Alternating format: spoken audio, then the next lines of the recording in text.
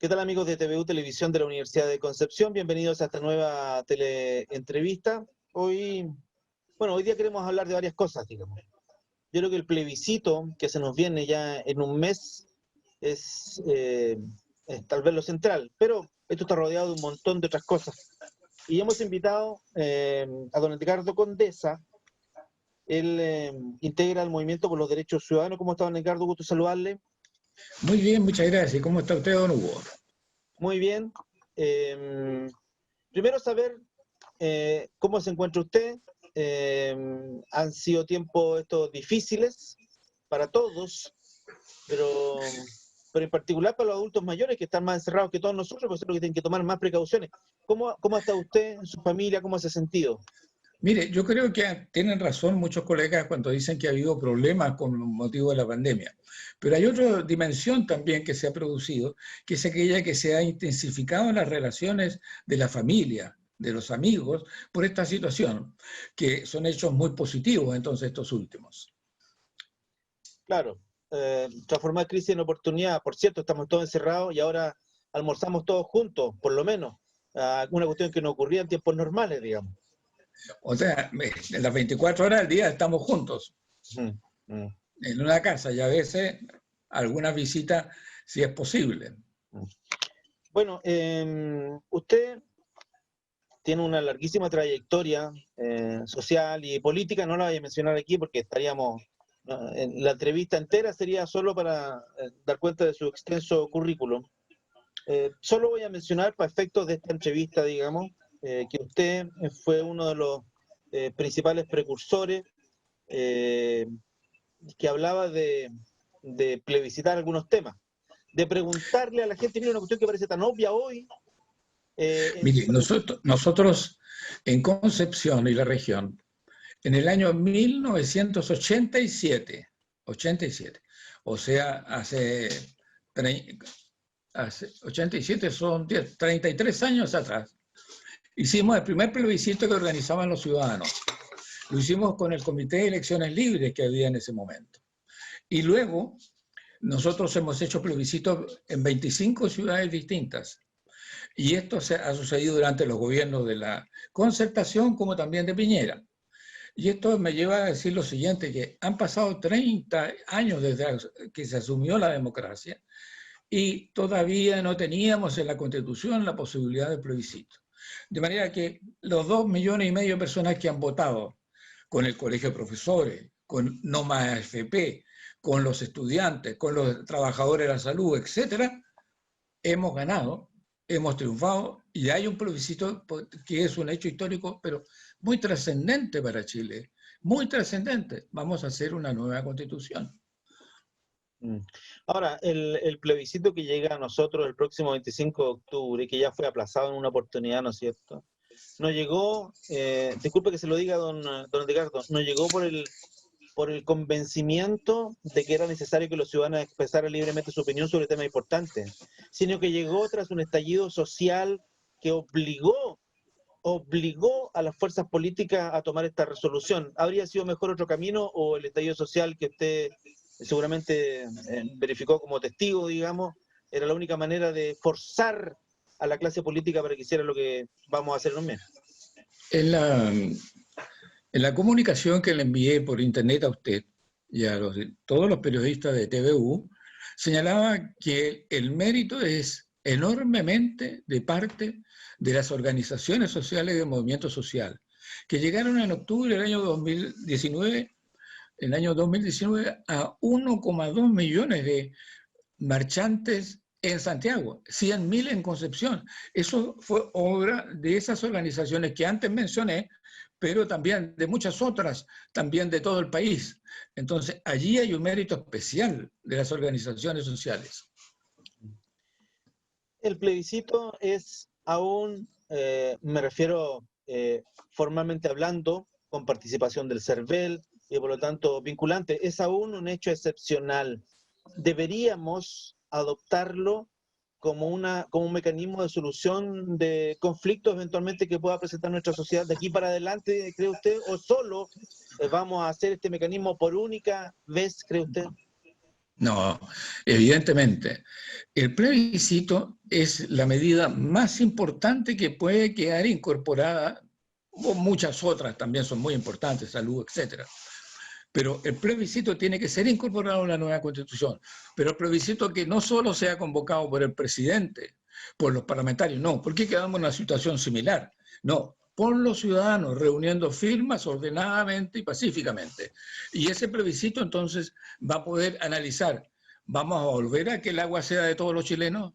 ¿Vamos a volver que el cobre sea de todos y el litio también? ¿Que vamos a hacer una profunda reforma a la educación, una profunda reforma a la salud, una profunda reforma también a las pensiones?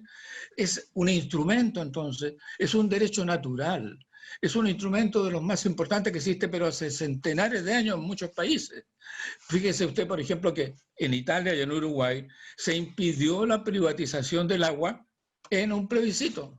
Fíjese usted que en Estados Unidos, en 3 estados, en una de las últimas elecciones, en 3 estados se preguntaba, ¿usted está de acuerdo que subamos el salario mínimo?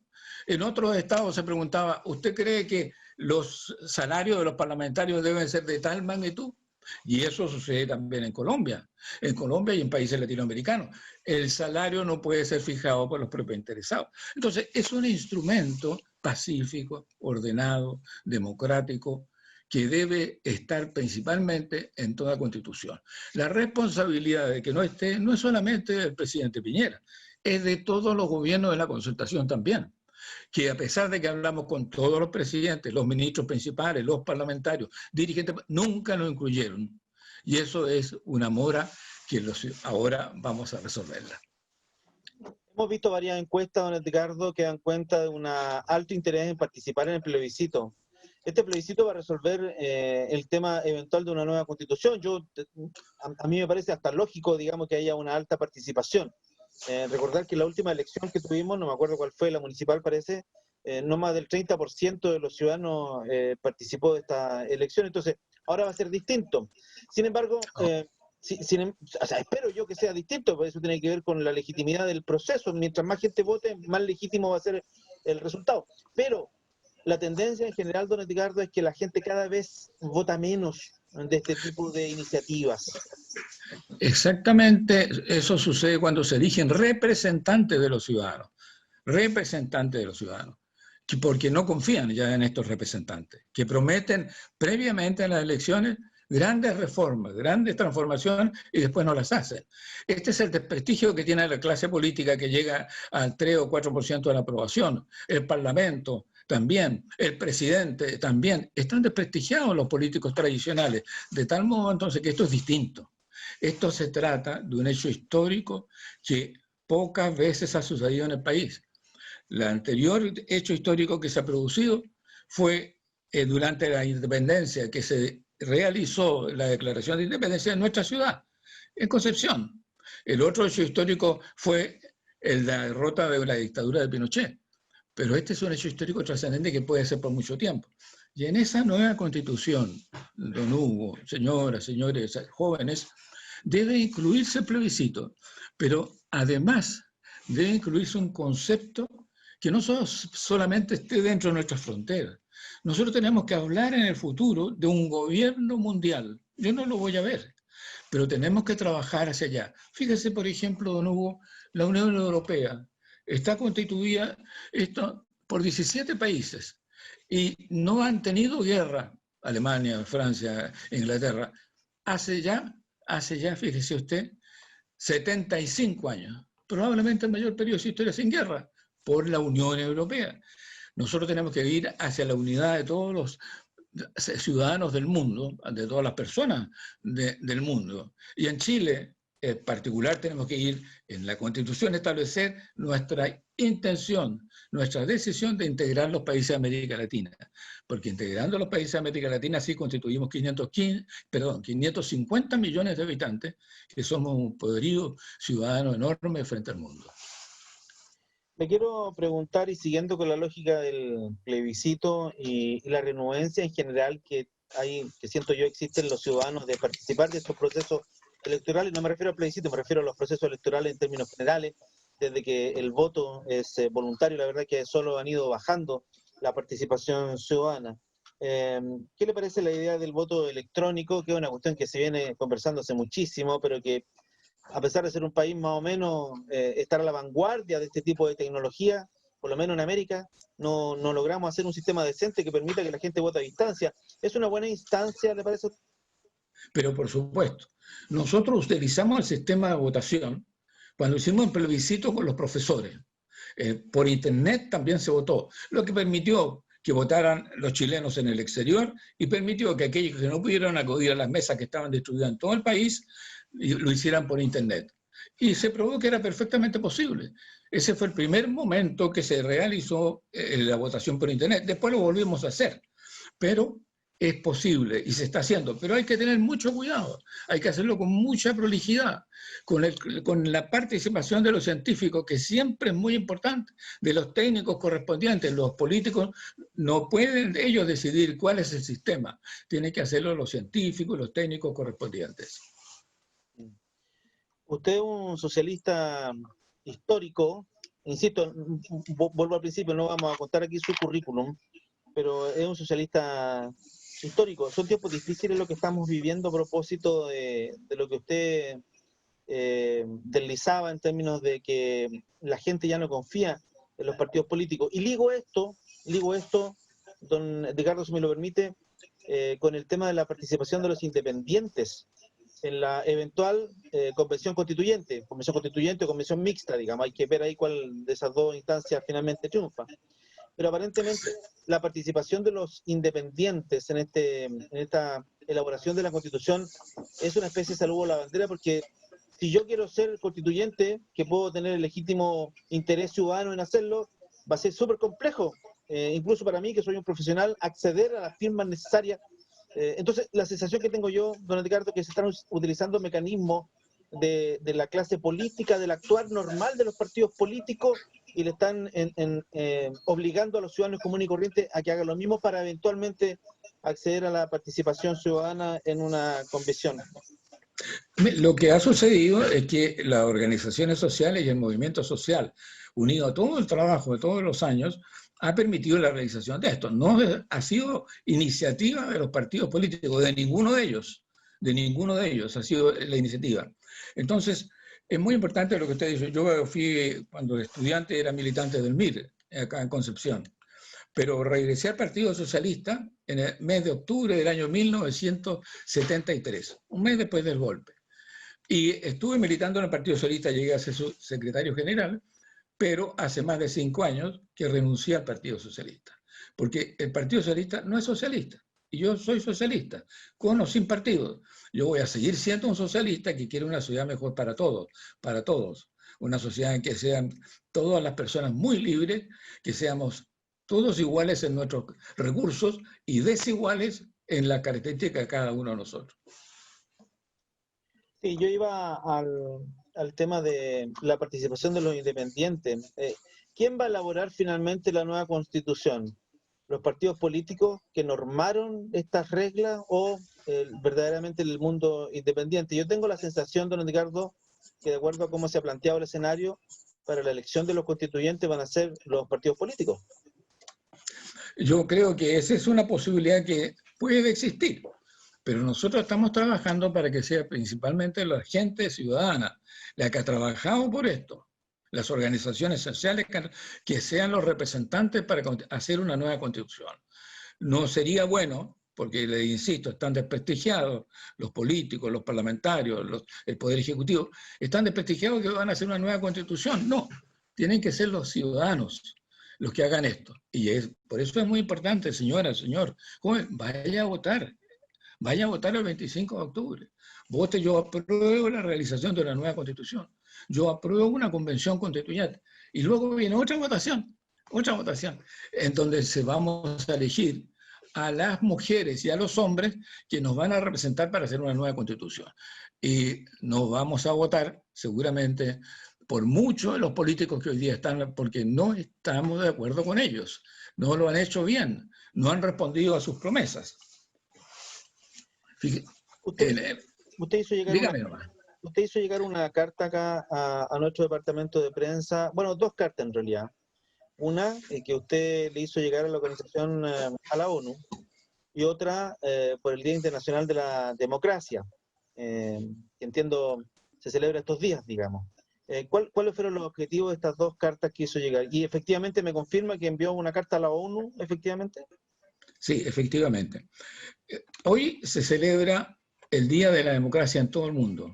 Fue un acuerdo de las Naciones Unidas de los 193 miembros que fijaron el 15 de septiembre el Día Internacional de la Democracia. Y la democracia es probablemente la idea y la acción más revolucionaria que existió en la historia, porque permite la participación de la gente. La democracia es un derecho natural y por esto se celebra entonces en todo el mundo. Y además nosotros enviamos una carta efectivamente al secretario general de la Organización de Naciones Unidas y a la Asamblea General, también al presidente Piñera, también al ministro Alamán, en la cual señalamos la necesidad de que la ONU establezca que la nueva vacuna, aquella que va a ser para erradicar el coronavirus 19, esa sea gratuita, que no se cobre en ninguna parte del mundo, que se establezca como un bien de la humanidad, como lo hicieron Salk, como lo hicieron Sabin con la vacuna de la poliomielitis, que dijeron, no, nosotros no podemos patentar el calor del sol. ¿Cómo vamos a patentar una vacuna que se refería a la poliomielitis siempre? ¿Cómo que va a beneficiar a todo el mundo? Lo que hizo también Patarroyo, el colega de Colombia, donde estuvo exiliado, también regaló el invento, el desarrollo de una vacuna contra la malaria. Le ofrecieron millones y millones de dólares. Él dijo, no, yo se lo regalo a la Organización Mundial de la Salud porque es para esto que nosotros hemos trabajado durante decenas de años. Entonces, nosotros queremos que la Asamblea General ojalá decida un acuerdo de los países en los cuales ojalá nuestro gobierno también esté, en que la próxima vacuna sea una vacuna de la humanidad, que no sea propiedad de un laboratorio, porque eso significa que se tendría un costo enorme y va a servir solamente para obtener ganancias que son enormes, las de los laboratorios, las de las farmacias, etc. Lo que pasa es que la vacuna entiendo que tiene un costo igual. ¿Quién va a pagar esos costos entonces? Claro, el costo debiera ser de los gobiernos correspondientes que están trabajando en esto. Y además esa carta, era necesario decirlo, que fíjese, lo firmamos 136 personas de 33 países diferentes, que coincidíamos en todo esto, sin, incluso muchos de ellos no nos conocemos personalmente, pero sí estamos de acuerdo en este derecho humanitario, en esta visión humanista que hay que hacer sobre la salud en Chile y el mundo. ¿Hay precedentes de una situación como la que usted señala? A ver, la pandemia es una condición excepcional absolutamente en la historia de la humanidad. Ha ocurrido, por cierto, pero cada 100 años más o menos una pandemia. ¿Hay antecedentes de lo que usted señala que no sé, por algún derecho del hombre o de la humanidad se haya decretado esta circunstancia que ustedes están señalando con el coronavirus ahora? Perdón, le entiendo que si hubo precedentes de que no se cobraba por la vacuna Sí, correspondiente. tal cual. ¿Ah? Sí, eso. Eso sucedió con la vacuna de la poliomielitis. Uno de los que hubo principales fue Salk. Luego Sabin la mejoró para transformarla en una vacuna oral. Ambos regalaron sus inventos a la Organización Mundial de Salud, a la humanidad. Y el colombiano, médico, colega, Patarroyo, hizo exactamente lo mismo con su descubrimiento de la vacuna contra la malaria. Bueno, ojalá Dios quiera, yo lo veo bastante difícil, sobre todo por lo que deslizó usted en términos de que la industria farmacéutica es una de las industrias que más dinero mueve en el mundo. Entonces, claro, aparecería como muy funcional, digamos, para que la humanidad progrese, se desarrolle, pero aquí van a entrar a tallar intereses muy potentes, que en el fondo tienen que ver con el modelo de desarrollo que también en Chile prima, que es el tema Claro. del consumidor, digamos. Pero fíjese usted que en el mundo existen los recursos para hacer estas cosas.